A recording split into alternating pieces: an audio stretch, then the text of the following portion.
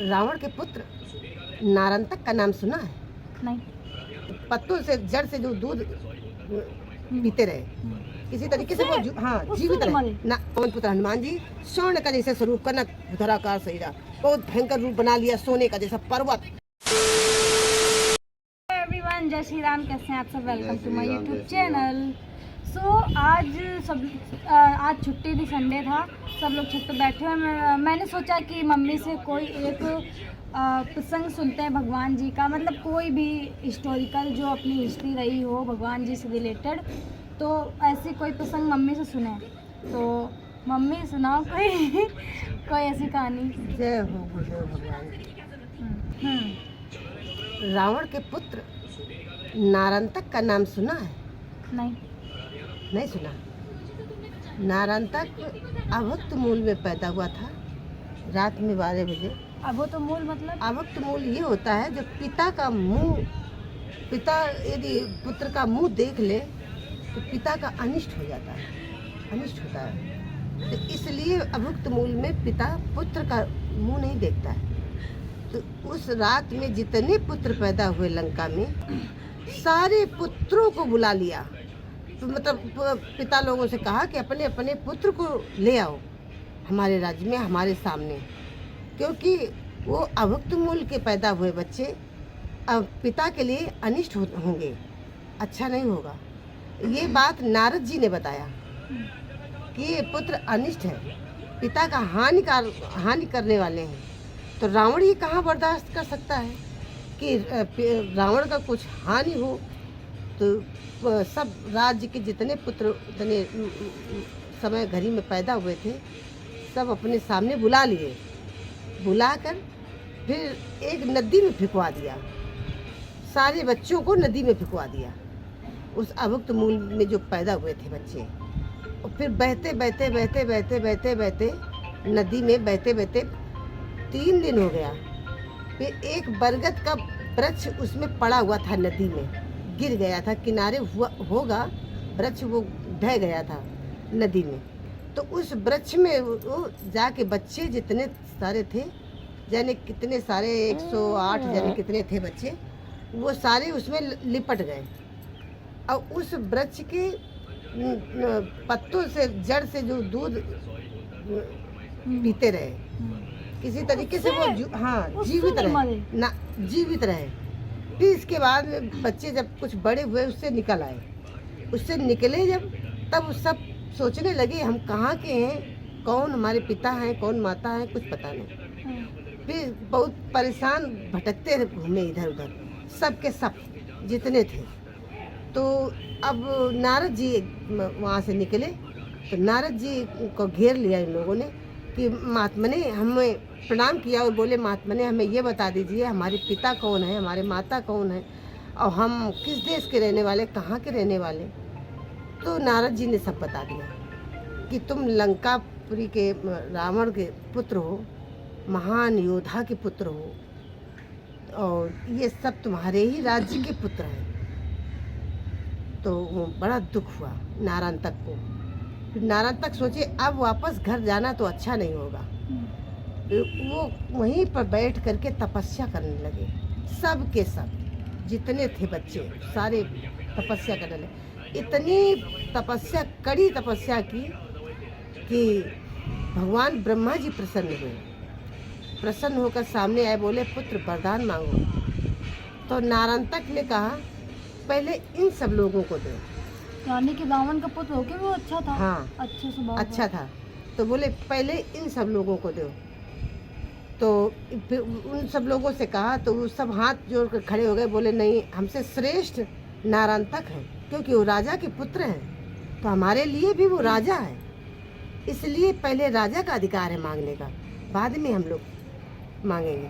तो फिर नारंतक ने कहा कि जैसे हमारी नगरी हो, हमारा राज्य ऐसा बना दो कि हमारा महल जैसा है, हमारे राज्य में एक समान लगे, कोई ये न लगे कौन प्रजा है और कौन राजा है। तो बड़ा अच्छा नारंतक ने ये ब्रह्मा जी से मांगा कि हमारे राज्य में ऐसा कर दो कि हम राजा यदि दिख रहे हैं तो सब हमारे राज्य में जितने रहे वो सब राजा ही लगे, कोई प्रजा लगे ही नहीं। सब रानियां लगे, कोई उसी रानियां लगे नहीं, पटरानियां ही सब लगे। तथास्तु कर करके वो वरदान देकर ब्रह्मा जी चले गए। तो वो राज्य में आराम से सब राजा के तरीके रहने लगे। सब के अंदर राजा का ही फील हुआ कि हम सब राजा हैं, कोई प्रजा था ही नहीं उनके राज्य में। तो एक बार ऐसा हुआ कि जब भगवान राम से युद्ध हुआ रावण का, तो रावण को नारद जी ने बताया जाके कि तुम्हारे सब तो मर गए, लेकिन तुम्हारा एक लड़का भी बाकी है। बोले कौन? कल तुमने जो नदी में बहा दिया था नारायण, वो बहुत तपस्वी है, तपस्या करके वरदान ऐसे से मांगे। वो राजा है उस देश का, जाने क्या देश का नाम याद नहीं आ रहा है, तो उस देश का राजा है, और उससे अब क्यों नहीं मदद मांगते हैं? तो लंकापुरी रावण ने एक व्यक्ति को भेजा।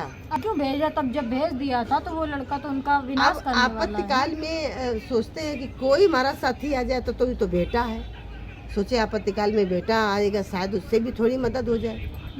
तो इसलिए उसको भी बुलाया। जब वो बुलाने गया, जब वो गया बुलाने के लिए एक व्यक्ति को भेजा, तो देखा कि यहाँ पर सब इस नगरी में सब राजा ही हैं। कोई महल ऐसा लगता ही नहीं कि कोई प्रजा हो। तो उससे हम पूछे कि नारायण का महल कहाँ है? सब नारायण के जैसा ही सारे महल।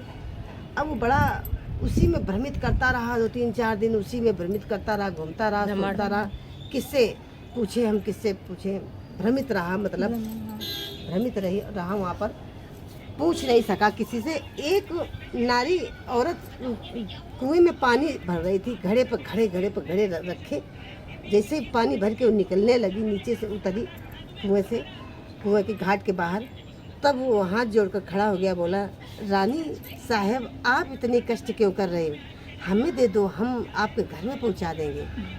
हैं आप रानी साहिबा, आप जल भरने आज यहाँ की नगरी का मतलब क्या है कि आप वो जल भर रही हो? कोई हाँ, ये रहस्य हमारे समझ में नहीं आया, कोई यहाँ प्रजा नहीं दिख रहा है। रानी साहब आप क्यों भर रहे हो? लाओ। हम तब हंसने लगी ठहाका मार के कि अरे पागल हो गए हो क्या? हम क्या रानी है क्या? हैं तो कहें और फिर रानी यहाँ कौन है? तो कहें रानी हम थोड़ी हैं, रानी तो नारायण तक की वो बिंदुमती है। तो अब वो जो है पहुँचे वहाँ पर, नारायण तक पता लग गया। अब नारायण तक के पास पहुँचे, नारायण तक को पूरी हाल बताया कि तुम्हारे पिता श्री तुम्हें याद किया क्योंकि राम से युद्ध हो रहा है। सारी कहानी बताई कि तुम्हारा परिवार सब खत्म हो गया है, अब तुम्हें याद किया है। वो नारायण तक बड़ा खुशी से प्रफुल्लित होकर के चलने लगा। तैयारी हाँ कि चलो पिता कभी नहीं, ना तो बीवी ने पूछा हमको आज हम पिता के काम आएंगे, ये पुत्र धन्य हो जाएगा, ये सोच करके ये पुत्र धन्य हो जाएगा तो पिता के हम काम आएंगे। तो वो चल दिया। तो रानी उसकी बोली करना कि नारायण तक की चलो हम भी चलते हैं, आप अकेले नहीं जाएंगे, हम भी तो ससुराल देख लें, हम भी तो सास देख लें, हम भी तो ससुर देख लें, हमें ससुराल क्यों नहीं ले जाना चाहते हो? बोले चलो ठीक है चलो। तो रानी को भी लिया। तो अब जितने साथी थे उनके वो भी बोले कल हम भी अपने घर जाएंगे, हमें भी ले चलो। बोले चलो। सब के सब चले, जितने थे सब के सब चले। अब उधर से जब देखा कि बड़ा धुआं जैसा, मतलब वो धूल उठी है ऊपर तक का, रथ रब्बा घोड़ा के धूल उड़ती है, खूब भयंकर बादल, जैसे कोई बादल आ रहा हो इस तरीके से। हनुमान जी ने देखा कि इस दिशा में ये क्या धुआं जैसा, बहुत धूल जैसी उड़ रही है, कोई आ रहा है। तो हनुमान जी खट दे वहाँ पहुँचे वेश बना करके। वहाँ देखा कि नारायण तक तो पूछा हाल पूछा, तो उन्होंने बता दिया हम अपने पिता के पास जा रहे हैं, कि तुम्हें हमारे लिए याद किया। तो नारायण तक तो वो वही पवन पुत्र हनुमान जी स्वर्ण का जैसे स्वरूप करना, धराकार शरीरा, बहुत भयंकर रूप बना लिया, सोने का जैसा पर्वत, बहुत बड़ा रूप। ऐसा हनुमान जी बना हाँ, और मारा एक मुष्टिका में स्वाहा जा रहे थे पिता के पास, वो जा ही ना पाए, बीच ही में मर गए। तब बिंदुमती तब रो के गिरी, सास ससुर आ गए। बिंदुमती फिर भगवान के पास गई, वहाँ भी प्रार्थना किया, रोई, भगवान ने उनको ज्ञान दिया। बस नारायण तक की कहानी यहीं तक थी जो हमने सुना दी। जय हो गुरुदेव जय श्री राम। सरकार की, जय श्री राम। तो फ्रेंड्स, ये कहानी तो हमने आई डोंट थिंक कि हमने कभी कहीं सुनी थी, या किसी सीरियल में, या किसी रामायण में, या कहीं देखी। हमने ऐसा कहीं नहीं देखा। हमने मम्मी से आज ये कहानी सुनी, हमने कभी नहीं सुनी थी। रामायण में है, लेकिन दिखाया नहीं गया टीवी। रामायण में है, लेकिन ये रामचरितमानस जो तुलसीदास जी की है, इसमें वो अर्थ वाली जो रामायण है, उसमें आखिरी में कोई रामायण में नारायण तक की कहानी दी है। सब रामायण में नहीं है। कोई रामायण में जो अर्थ वाली बड़ी बड़ी होती हैं, तो उस किसी में नारायण तक की देखना, नारायण तक की कहानी दी है।